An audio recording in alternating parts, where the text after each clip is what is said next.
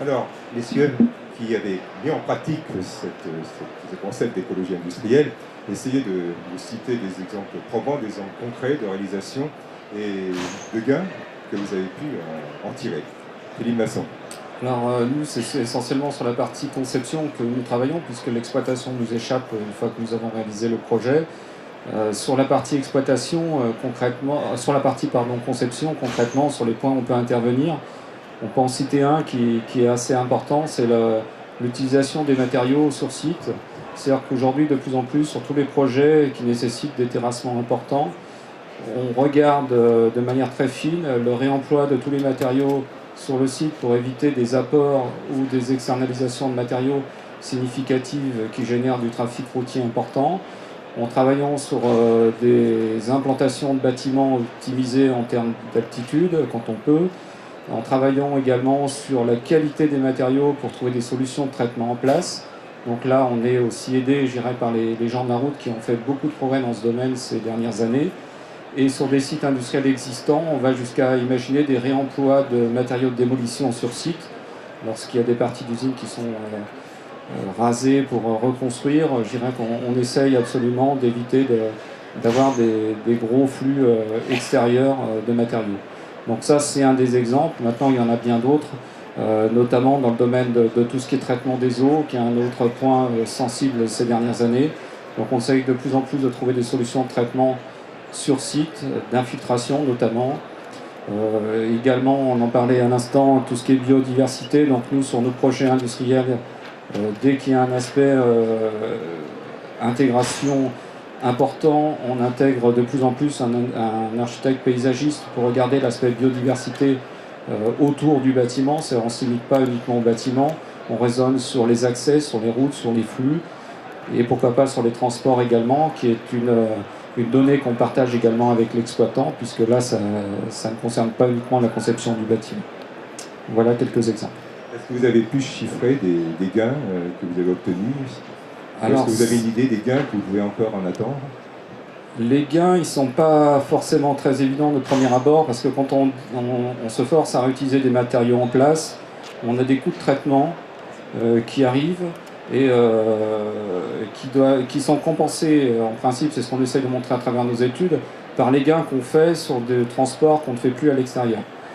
Mais par contre, parler de gains comme ça en investissement, aujourd'hui, c'est à la marge. C'est pas ce qui est motivant pour engager ces études, parce que ça demande aussi d'aller beaucoup plus loin dans les études en amont. Donc il y a des coûts d'études supplémentaires. Il faut aussi, je dirais quelque part, l'exploitant accepte de jouer le jeu en allant plus loin que les solutions standards qu'on pouvait avoir il y a quelques années. Donc il y a vraiment un travail d'équipe qu'il fait au départ. Et sur d'autres aspects, sur des aspects plus liés à l'exploitation, comme l'énergie liée au bâtiment, là ça va beaucoup plus loin, puisqu'il faut qu'on puisse intégrer dès le départ une réflexion avec l'exploitant, puisque les solutions ne peuvent être trouvées qu'avec lui. Monsieur Blanc, de votre activité vigneronne que vous disiez tout à l'heure, quels sont les exemples de mise en pratique de l'écologie industrielle et quels sont encore une fois les gains que vous en espérez ou que vous en avez déjà obtenus? Alors les exemples pourraient être nombreux, je vais cibler quelques exemples remarquables, effectivement en rapport avec les spécificités de nos métiers. Au niveau viticulture, par exemple, on parle beaucoup d'empreintes environnementales à travers l'utilisation des pesticides, qui est aussi un sujet qui fait l'objet de beaucoup de controverses, j'allais dire, au niveau médiatique. Nos pratiques viticoles ont beaucoup évolué dans les 10 dernières années, et pour en prendre un point précis, le travail du sol et l'usage des herbicides, on gère ce dossier aujourd'hui d'une façon très différente qu'on faisait encore il y a 5 ans.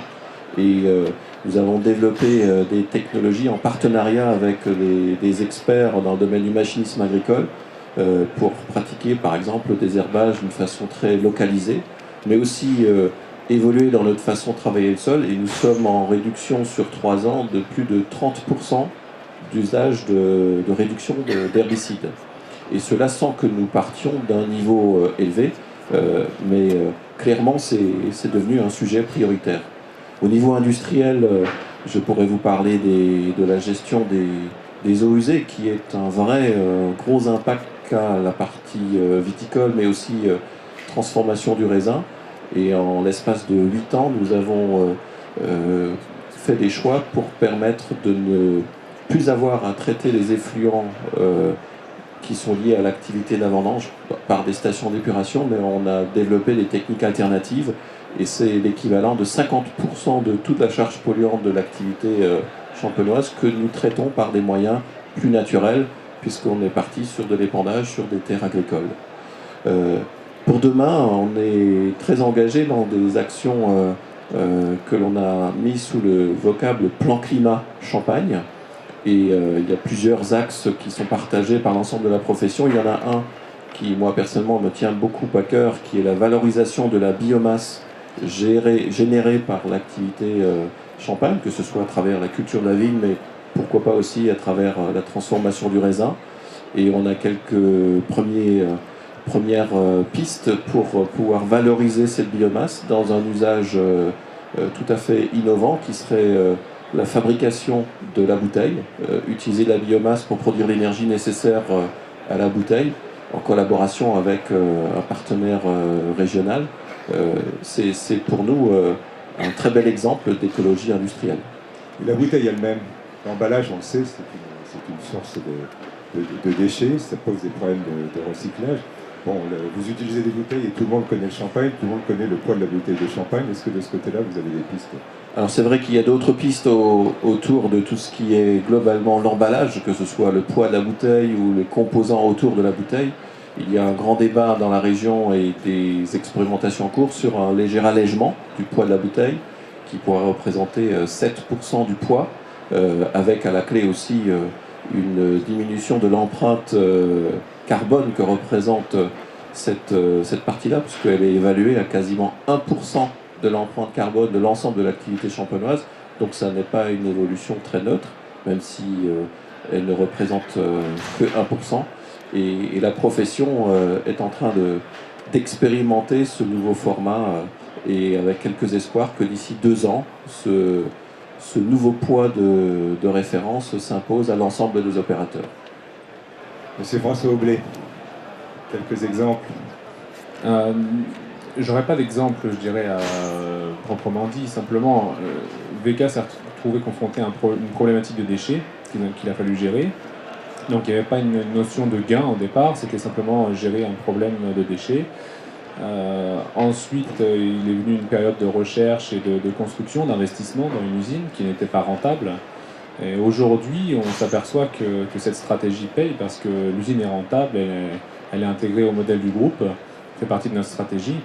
Donc le gain, il est, je dirais, le retour sur investissement n'est pas vraiment intéressant au départ.